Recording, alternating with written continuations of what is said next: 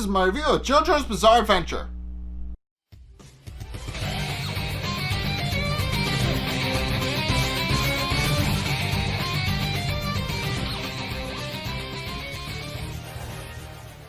Okay, so this episode introduces us to a new area in Morioh, I guess, quote unquote, if you want to call it that. I'll get to that in a minute.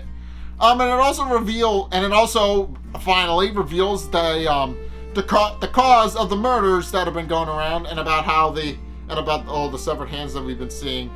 They finally address that in this episode, and it's exciting. So this episode starts with Koichi passing by a town map of Morioh, when he's suddenly approached by Rohan Kishibe, who is now out of the hospital, and Koichi naturally is a little on the offensive when he first sees Rohan, but Rohan and Koichi begin to basically mend their friendship, if you want to call it that, and defuse the situation. And Rohan then explains why he's hanging around the town map. As it turns out, he's actually looking for his old childhood home of Morioh so that he could actually find his old house, and in order to do that, he enlists Koichi's help. But also, more importantly, he points out that the best likely location would be this strange alley, which isn't marked on any maps, oddly enough, and Rohan notably considers it suspicious and proceeds to walk toward it, and Koichi follows soon after, realizing he can't leave Rohan to do it by himself. So they go into the alley and start exploring, but find out it's full of back streets and old houses and all that, and realizes that the map is a lot more outdated than he thought. However, they eventually pass by a news box twice and quickly realize something is off. At which point they're approached by a girl who Rohan and Koichi immediately mistake to be a stand user, since they're experiencing some pretty strange stuff. They're in a place that they don't seem to be able to escape and can't get out of. And they naturally believe the girl is the cause. So Rohan summons Heaven's Door, which he reveals he's actually perfected by being able to sketch a physical form of it in midair with his finger. So it finally gets a physical form in this episode. And it does confirm my suspicion that it is based on Pink Dark Boy, because it looks exactly like him. Or rather, Pink Dark Boy is based on it. I'm not entirely one or the other. Either it's most likely the former. I don't know. Rohan acquired a stand recently after being shot by Keicho Nijimura, so it's implied that he had been creating the stand. He had been creating Pink Dark Boy for a while, and then the stand most likely adopted its appearance based on that. I'm not entirely 100% on that, but in case he uses Heaven's Door to attack the girl and incapacitate her, and in the process discovers that her name is actually Reimi Sugimoto, and that she's 16 years old, and a bunch of other things that eventually get way too creepy, and Koichi asks him to stop. So Rohan obliges and erases all her memories of being attacked by Heaven's Door. And the girl again offers to let them out and help them find the exit. So they proceed to follow her. And in the process, Reimi pulls out a Pocky stick, and asks the boys if they want one. Obviously, they both say no, but Reimi asks Rohan to take the end, and it breaks, at which point she reveals that he's not really going to be able to have a stable relationship due to how selfish he is, and points out that it's Pocky fortune telling, and that she was actually tricked Rohan into breaking it so that she can tell his fortune, which is apparently a thing. I'm not entirely 100% on that, but in any case, Rohan decides to get her back for that by pointing out that she never had a meaningful relationship either, based on the color of her fingernails and her nail polish. So at which point she brings them to a house and tells them a bit of a scary story. So she immediately points out that there was a murder in that house, and then tells the story of the murder, about how initially she had heard, and how initially she had been alone with her. The girl had been in the house, had been alone with her parents, and how in the middle of the night she started hearing a dripping sound, And while she was initially concerned for her safety, she realized that her dog Arnold would protect her. But then the dripping doesn't stop, and the girl goes to investigate. At which point it's revealed that Arnold had been killed and left on the floor. At which point she heard a voice saying that her hands were soft, and then she took a knife to the back and died. So, while Rohan and Koichi immediately freak out and wonder if that story is true, at which point Raimi dismisses it. Eventually Rohan starts hearing a dripping noise after she says that, and turns around to see that the dog Arnold does in fact still live at the house. And as it turns out, Raimi is the girl from the story, and that she and Arnold are both ghosts. And understandably, Koichi and Rohan immediately freak out and try to escape from her, even using their stance to try and find a way out, but it doesn't work. And Koichi actually winds up floating in midair because he tries to go up with his stand to touch the ceiling to get out, and in actuality, it does a complete 180, and they flip, and he and his stand flip positions. At which point Raimi naturally scolds them for trying to run away, pointing out that she's not a vengeful spirit in the slightest, and that they don't need to fear anything from her. And also, she points out that the reason the boys are able to see her at all is because of their stands, pointing out that because they have a spiritual ability, they're also able to see ghosts, which I guess makes sense, considering the fact that stands are spiritual energy and so are ghosts, so it only makes sense that a stand user would be able to see a ghost. But in any case, she again volunteers to help the boys find the exit, provided they continue to let her finish the rest of her story. And then she reveals the bombshell. As it turns out, the murderer was never caught. That's the scary part. The murderer has been around Morioh for 15 years and was never caught. So, and points out and asks the two boys to actually tell their friends about it, or basically tell anyone to share her story, and that because, as she points out, if the murderer is still around, he'll likely continue killing until he can't anymore. So they need to. And to that, she asks the two boys to actually find her. And while Koichi is more than willing to help, Rohan's a little bit more skeptical, pointing out that she could easily have told her story to the police, and even then, he finds it doubtful that the murders are still happening. So Raimi reveals another bit of information. She turns her back to the two boys, lowers her dress down her shoulders, not enough to show them anything, but enough to show them that she spares the scar from when she was stabbed. And points out that she has seen many a ghost pass through the alley with that exact same scar. And she realized pretty quickly that the murderer is most likely still doing that, and is still killing people that way. So they asked them that they call the police or somebody and help try to find the murderer.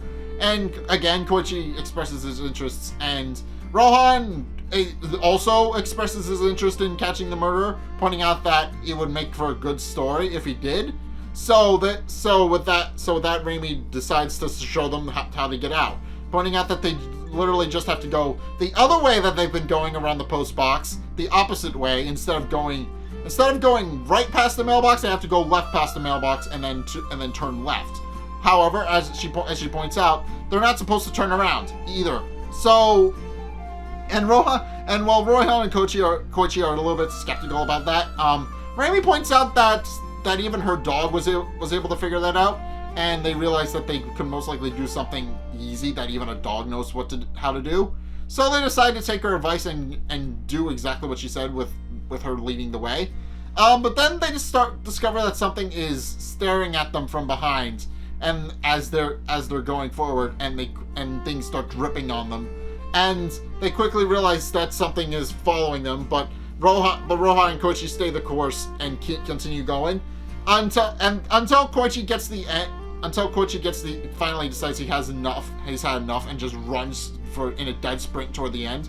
At which point he hears Raimi's voice telling him that it's okay to turn around now. So he does, only for it to be revealed that Raimi didn't actually say anything, and that the voices from whatever was following them had tricked him. At which point they attack him and try to pull him into the afterlife. So, as she explained, why they shouldn't do that. So, and while Reimi is kind of a little scared about the fact that Koichi might die, Rohan understandably has a solution, and he uses Heaven's Door to blind Koichi and knock him free of the hands and then restores his vision once he gets out of the alley himself. So, yeah. The alley is basically a pathway to the afterlife, and you're not supposed. And if you turn around while you're in there, it'll cause the ghost hands to attack you and pull you in. So yeah, scary stuff. There's a scary thing happening in Morioh, and it's notably a little bit terrifying. But in case Koichi and Rohan get free, and after Rohan restores Koichi's sight, Reimi remarks that she's not allowed to leave, but she'll be there if they ever want to come visit and talk to her, and that she'll see them soon and hope that they can bring the murderer to justice. And also calls Rohan Rohan-chan, which Rohan seems a little skeptical about, considering the fact that that he believes they literally just met. But in any case, Koichi and Rohan go their separate ways after this. Rohan goes to the cemetery to investigate the family grave that Reimi and her family were buried in. And Koichi goes to talk to his friends to fill them in on what he just experienced. At which point we learn a little bit more about Rohan's story. So Rohan goes to the gravesite. He's looking through the newspaper to see if he can find any leads. At which point he's confronted by the graveyard keeper, who reveals that Rohan did know Reimi at one point. So Rohan has been established that he was 4 years old at the time and doesn't remember what happened. But as it turns out, there's a bit more to Reimi's story that she didn't tell. As it turns out, the Sugimotos and the Kishibes were very close. They used to live in the same houses right next to each other. Whenever the Kishibes went out, they left Rohan with Reimi, and Reimi would effectively function as his babysitter. So Rohan knew her but couldn't remember her. And apparently before the murder, on the night of the murder, before the murderer could find baby Rohan, she threw him out the window to save him, and right before she died. So at which point Rohan realizes that he now has a personal reason to go after the murderer, since he reveals that his stand actually can't read his own memories and had no way of remembering who Reimi Sugimoto actually was. But upon having his memories jogged, he realizes that he needs to find her murderer at the very least to avenge his old childhood friend, so that he can save her, so that he can help her pass on to the afterlife. Meanwhile, Koichi goes to talk to Okiyasu and Josuke, who are filled in with the situation and are a little bit skeptical about the whole thing. And Josuke while Koichi is talking, brings up a very important point. He's a little bit hesitant about the fact that they go to Joseph and Jotaro about this, because they're immediately going to go in the back of their head, is this guy a stand user, and should we find him yesterday if that's the case.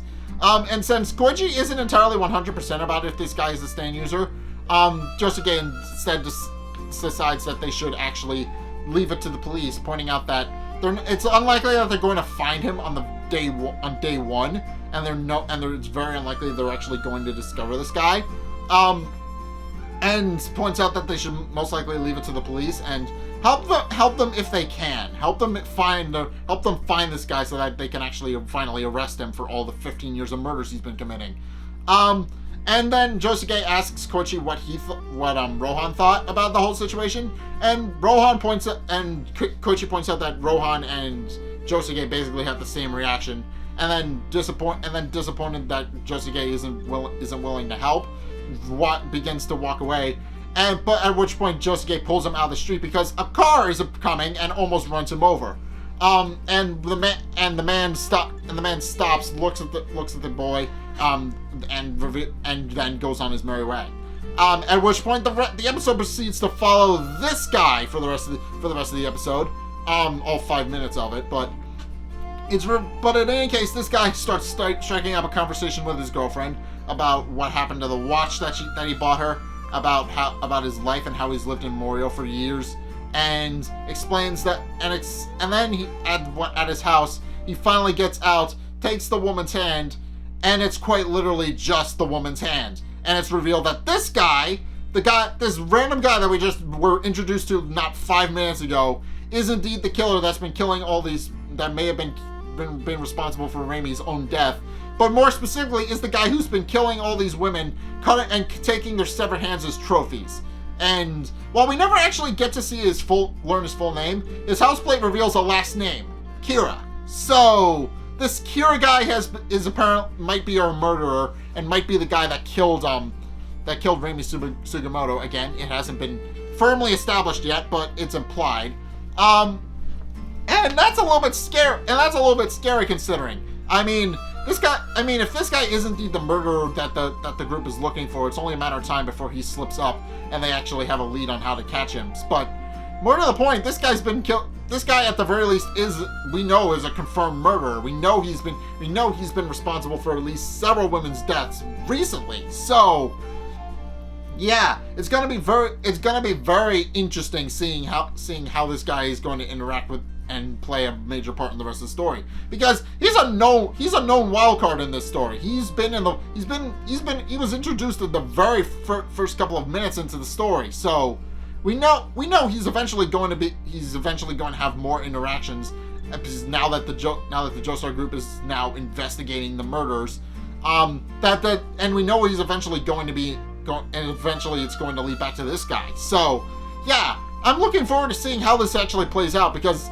this episode revealed a very big turning point for the story, and revealed that there is indeed a murderer that they're going to need to investigate now. So that's my review of JoJo's Bizarre Adventure. What do you guys think? Let's get a discussion going in the comment section down below, or over on my Discord server, link in the description. Anyway, thank you guys so much for watching. If you enjoyed, be sure to like, comment, and subscribe.